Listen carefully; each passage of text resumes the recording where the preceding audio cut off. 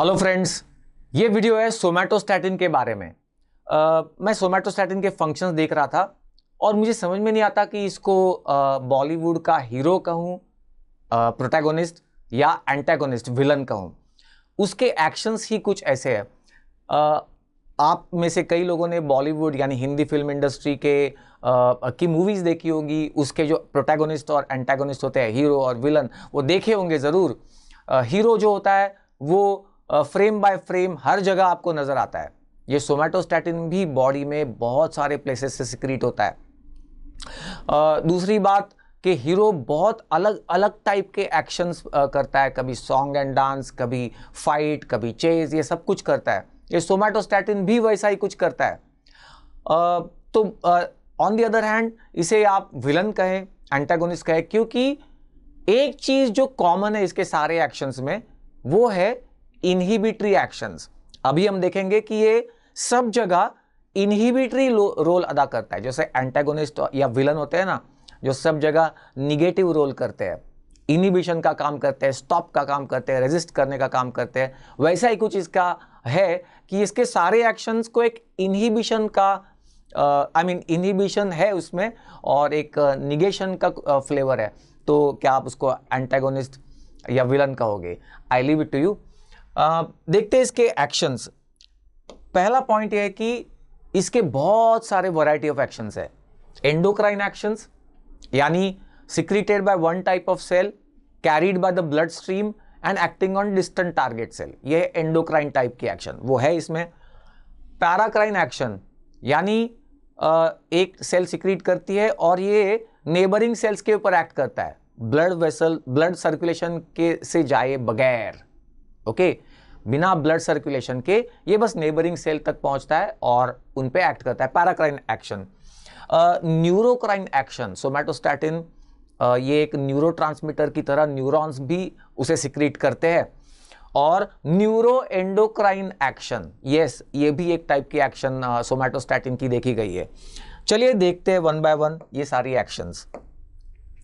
पहले endocrine action, ये digestive tract में है। हमारा स्टमक जो है उसकी पैराइटल सेल HCl सिक्रेट करती है और वहां का एनवायरनमेंट एसिडिक होता है, आपको पता है।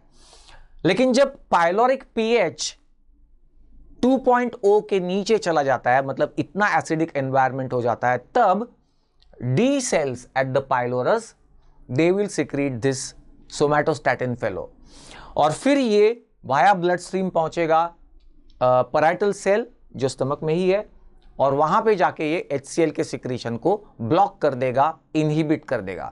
तो ये पहला एक्शन हुआ, endocrine action and inhibitory action. As I said, याद रखना आसान होगा अगर आप इसे याद रखो कि इसके सारे एक्शंस इनहिबिटरी टाइप के एक्शंस है। तो ये हो गया एंडोक्राइन एक्शन या endocrine effect. Then paracrine effect. देखिए पैंक्रियाज जो है उसमें आइलेट्स ऑफ लैंगरहैंस है, जहां पे उसकी एंडोक्राइन की एक्शन एक्सर्ट होती है पैंक्रियाज की। अब उसमें 3 टाइप के सेल्स है, alpha cell, beta cell, delta cell. एक और सेल भी है पैंक्रियाटिक PP सेल, जो पैंक्रियाटिक पॉलीपेप्टाइड सिक्रीट करती है। Alpha cell secretes glucagon, beta cell secretes insulin. अब ये ग्लूकागॉन और इंसुलिन जो है वो एक दूसरे के ओपोनेंट है ना। ग्लूकागॉन ब्लड शुगर को रेज करता है, इंसुलिन जो है ब्लड शुगर को कम करता है। सोमैटोस्टैटिन आके इन दोनों को इनहिबिट कर देता है इन अ पैराक्राइन मैनर, यानी नेबरिंग सेल्स पे एक्ट करना, जो कि पैराक्राइन एक्शन है। अब देखिए यहां समझने वाली बात यह है कि सोमैटोस्टैटिन जो है in that sense it is pro insulin as well as anti insulin, दोनों एक ही टाइम पे।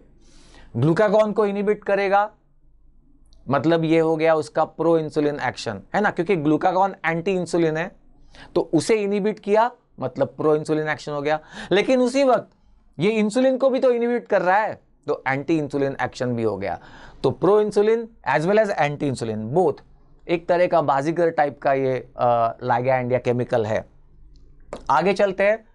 हाँ, न्यूरो एंडोक्राइन एक्शन, इसे न्यूरोक्राइन एक्शन भी कह सकते हैं या न्यूरो एंडोक्राइन एक्शन भी ठीक होगा कहना, क्योंकि somatostatin is synthesized by the hypothalamic neurons, और हाइपोथैलेमिक न्यूरॉन्स के एंडिंग्स, न्यूरोनल एंडिंग्स जो है वो सिक्रीट करते हैं इसको। लेकिन देखिए यहां पे इसको सोमैटोस्टैटिन नहीं कहा जा रहा, या कहते हैं, या एडिशनली उसको GHIH भी कह सकते हैं, growth hormone inhibiting hormone.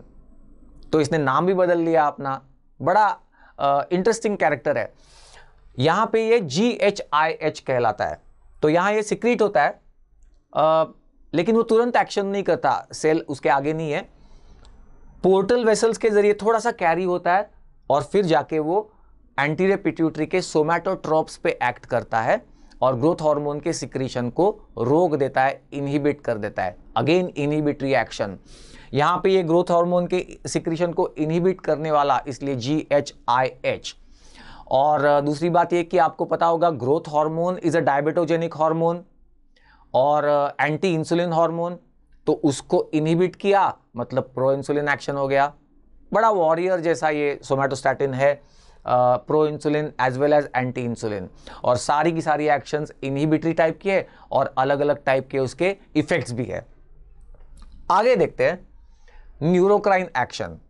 Somatostatin जो है it is secreted as a neurotransmitter, particularly by the neurons in the cerebral cortex, ऐसे न्यूरॉन्स जो गाबा को as a main neurotransmitter secrete कर रहे हैं। तो उस गाबा के साथ साथ somatostatin is also secreted as a co transmitter. तो ये को ट्रांसमीटर, ये टर्म ज्यादा बेटर है सोमैटोस्टैटिन के लिए। और फिर इसका काम क्या है, अगेन देखिए गाबा इज एन इनहिबिटरी न्यूरोट्रांसमीटर और उसके साथ साथ सोमैटोस्टैटिन भी सिक्रीट हो रहा है, तो अगेन एक इनहिबिटरी कोनोटेशन आ गया, एक इनहिबिटरी एंगल आ गया उसके एक्शन को। अब यहां ये क्या करता है, न्यूरो मॉड्यूलेशन, यानी जो सराउंडिंग न्यूरॉन्स है उनकी एक्टिविटी को थोड़ा सा मॉडिफाई करना, मॉड्यूलेट करना, यहां पे ये सोमैटोस्टैटिन का काम होगा। तो ये है न्यूरोक्राइन इफेक्ट या न्यूरोक्राइन एक्शन। इस तरीके से सोमैटोस्टैटिन जो है उसके बहुत सारे टाइप के एक्शंस है, अलग अलग नाम भी है। फाइनली देखते हैं फिजियो प्लस प्लस, यानी इस सब का अप्लाइड एस्पेक्ट क्या है। देखिए there are certain types of neuro endocrine tumours, और ये जो ट्यूमर्स होते हैं न्यूरो एंडोक्राइन ट्यूमर्स, ये बहुत सारे वैरायटी ऑफ हार्मोन्स को सिक्रीट करते हैं, और उन हार्मोन्स की वजह से जो मैनिफेस्टेशंस होते हैं ना, उसको सबको मिला के कहा जाता है कार्सिनॉइड सिंड्रोम। तो रिसेंट ईयर्स में synthetic somatostatin analogues are being developed, और ये सोमैटोस्टैटिन एनालॉग्स जो है वो एक पॉसिबल ट्रीटमेंट की तरह डेवलप किए जा रहे हैं इन दीज कार्सिनॉइड सिंड्रोम्स। तो इस तरीके से सोमैटोस्टैटिन ये जो अपना हीरो है या विलन है, चाहे जो मर्जी आए कहो आप इसको, लेकिन इस तरह के वैरायटी ऑफ एक्शंस है और इसका क्लिनिकल यूज भी है।